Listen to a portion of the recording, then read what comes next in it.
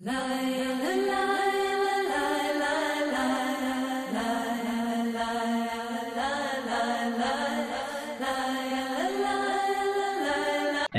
the SEC was using it to store 3,000 to 4,000 files related to numerous Wall Street investigations. Although every single building surrounding Building 7 stood intact, it fell straight down into a convenient little pile in 6 seconds. Official explanation: falling debris from the Twin Towers created an internal fire, which ignited several fuel tanks inside the building. If this is true, then it would be the third building in history to collapse because of a fire. The first two would be the Twin Towers. On July 28, 1945, a B-52 bomber lost in the fog crashed into the 79th floor of the Empire State Building. 14 people dead, $1 million in damage, but the building stands intact to this day. On February 14, 1975, a 3-alarm fire broke out between the 9th and 14th floors of the North Tower. According to the New York Times, the fire leads to intense scrutiny of the towers and eventually to a decision to install sprinklers. On May 4, 1988, a 62-story skyscraper in Los Angeles burned for 3 hours and spread over 4 floors. It did not collapse. On February 23, 1991, a 38-story skyscraper in Philadelphia, built in 1973, burned for more than 19 hours and spread over 8 floors. It did not collapse.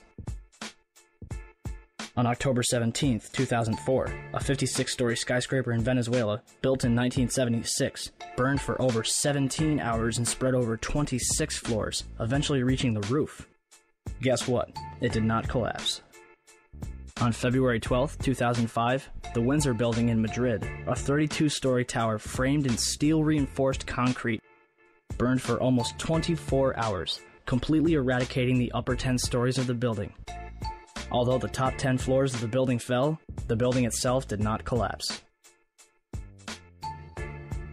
And yet, on September 11, 2001, two 110-story skyscrapers, completed in 1973, burned for 56 and 103 minutes, respectively, over 4 floors, before collapsing completely to the ground. One might argue that this was due to the construction of the World Trade Center. Let's look at what was inside those buildings. The Twin Towers were composed of 200,000 tons of steel, 425,000 cubic yards of concrete, 103 elevators, 43,600 windows, 60,000 tons of cooling equipment, and a 360-foot television antenna. The core of each tower was 87 by 133 feet, comprised of 47 box columns 36 by 16 inches thick. The North Tower was completed in 1970, standing at 1,368 feet tall, and the South Tower was completed in 1973, clocking in at 1,362 feet tall, making them the tallest buildings in the world until the Sears Tower was completed in 1974.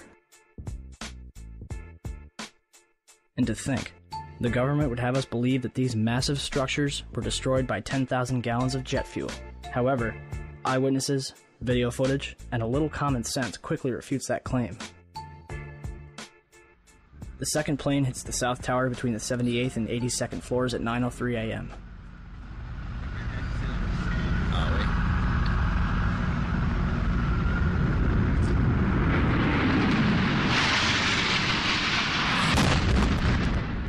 Barely hitting the southeast corner, the majority of the jet fuel exploding outside in a massive fireball.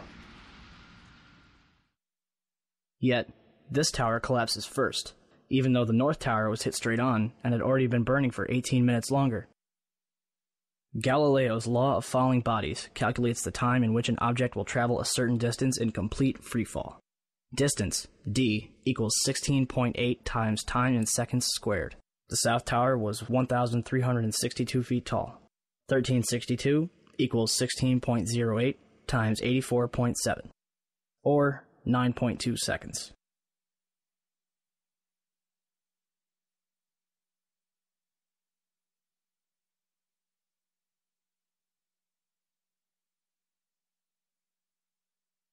The Twin Towers came down in nearly free-fall speed. 200,000 tons of steel shatters into sections no longer than a couple feet long. 425,000 cubic yards of concrete is pulverized into dust. Thousands of lives are extinguished instantly. So what brought down the World Trade Center? Let's ask the experts.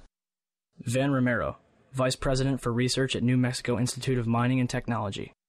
My opinion is, based on the videotapes, after the airplanes hit the World Trade Center, there were some explosive devices inside that caused the towers to collapse. The collapses were too methodical to be a chance result of airplanes colliding with the structures. 10 days later, certainly the fire is what caused the building to fail. Why would Romero change his mind so suddenly? Hyman Brown, Civil Engineering Professor and the World Trade Center's construction manager.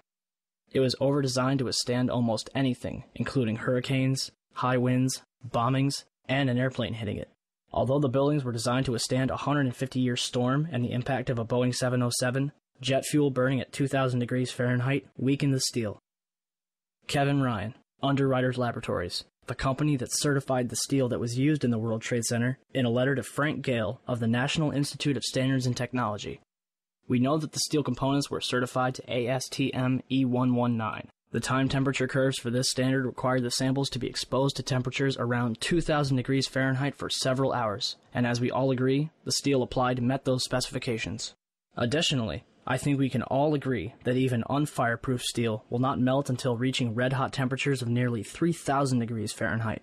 Why Dr. Brown would imply that 2,000 degrees Fahrenheit would melt the high-grade steel used in those buildings makes no sense at all. This story just does not add up. If steel from those buildings did soften or melt, I'm sure we can all agree that this was certainly not due to jet fuel fires of any kind, let alone the briefly burning fires in those towers. Ryan's statements directly contradict statements from so-called experts, which claim that 2,000-degree heat inside the World Trade Center caused the towers to collapse. Days after writing this letter, Kevin Ryan was fired from his position. Not even the experts agree with each other. So what else could have caused the Twin Towers in Building 7 to collapse? 10 o'clock Eastern Time this morning, just collapsing on itself. The second building that was hit by the plane has just completely collapsed. We have no idea what caused this. Almost looks like one of those planned implosions. As if a demolition team set off. When you see the old demolitions of these old buildings, it folded down on itself and it is not there anymore. If you wish to bring anybody who's ever watched a building being demolished on purpose knows that if you're going to do this, you have to get at the under infrastructure of a building and bring it down. We heard another explosion, and I'm assuming that's the one that came from the lower level, since there were two. And I said, right, because it was like 18 minutes apart. Well, this is the first explosion, and there was a second explosion in the same building. There were two explosions. Okay. Federal agencies that were down there do believe that there was some sort of explosive device somewhere else besides the planes hitting. NBC's Pat Dawson is close to the scene of that attack. Pat? Just moments ago, I spoke to the chief of safety for the New York City Fire Department. Chief Albert Turry, he received word of the possibility of a secondary device, that is another bomb going off. He tried to get his men out as quickly as he could, but he said that there was another explosion which took place. And then an hour after the first hit here, with the first crash that took place, he said, there was another explosion that took place in one of the towers here. He thinks that there were actually devices that were planted in the building. The second device he speculates, was probably planted in the building. There were 2 or 3 similar huge explosions, and the building literally shook. You literally shook at the base of this building. First one and then the other. Some say after secondary explosions. When a big explosion happened, all of a sudden the elevator blew up, smoke. I dragged the guy out. His skin was hanging off, and I dragged him out, and I helped him out to the ambulance. Walking down the stairs, we made it to the 8th floor. Big explosion. Blew us back into the 8th floor. Just get out of the tunnel and it blew. The subway tunnel? Yeah. Tell us what's happening out there. Oh my We just witnessed some kind of secondary follow-up explosion on the World Trade Center number 2, the one. Secondary. We understand now there has been a secondary explosion on Tower 2. There was another major explosion. The building itself, literally the top of it, came down, sending smoke and debris everywhere. Collapse. 5 blocks from the World Trade Center, and we were standing here when there was some sort of collapse or explosion. Do you know if it was an explosion or if it was a building collapse? To me, it sounded like an explosion.